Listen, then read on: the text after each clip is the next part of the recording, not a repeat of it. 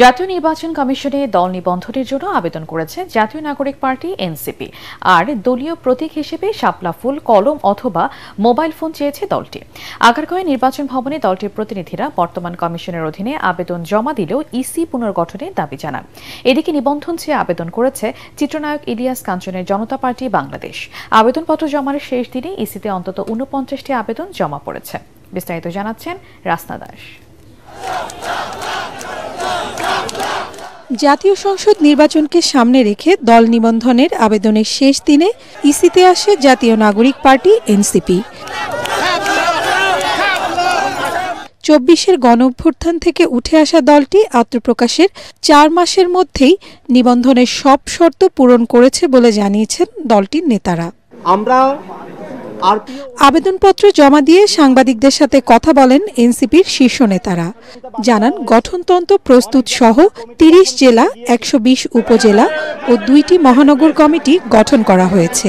জাতীয় নাগরিক party NCP দলের প্রতীক হিসেবে নির্বাচন কমিশনে যে আবেদন দাখিল করেছে, সেখানে আমরা ৩টি প্রতীককে দলের প্রতীক হিসেবে আমরা আবেদন করেছি।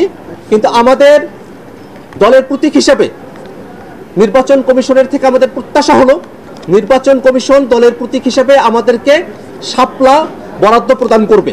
আগামীর পার্লামেন্ট ভোট ব্যাংকে এনসিপির শাপলা প্রতীকে পুরো বাংলাদেশের মানুষ জয় জয়কার করে দিবে।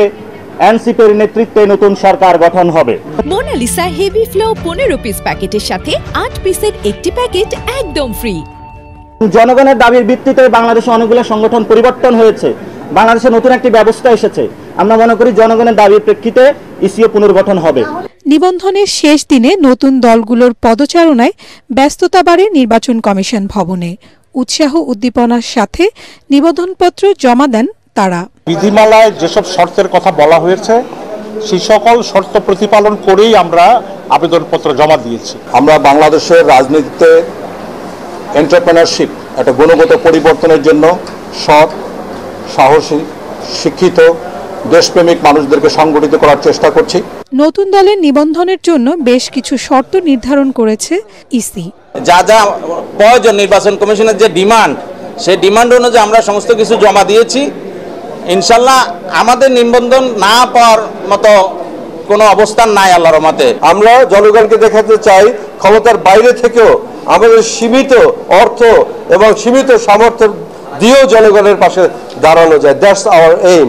বর্তমানে নির্বাচন কমিশনে নিবন্ধিত দলের সংখ্যা ৫০টি।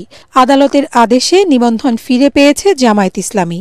গত ৫ আগস্ট শেখ হাসিনা সরকারের পতনের পর থেকে উচ্চ আদালতের নির্দেশে এ পর্যন্ত ইসি থেকে নিবন্ধন পেয়েছে ৬টি দল। সম্প্রতি নিবন্ধন স্থগিত হয়েছে আওয়ামী লীগের। রাসনা দাস, এটিএন বাংলা, ঢাকা।